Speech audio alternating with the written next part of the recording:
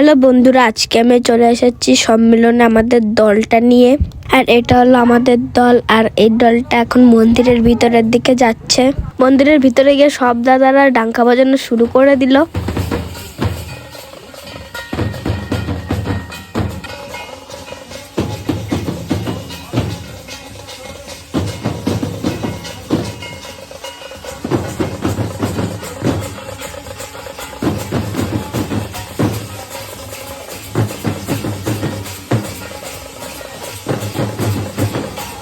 দাদাদের ডাঙ্কা বাজানো দেখার পর দেখতে পেলাম কত কিছু নিয়ে একটা দল চলে এসেছে, আর এইগুলো দেখে তো আমার খুব ভালোই লাগছিল।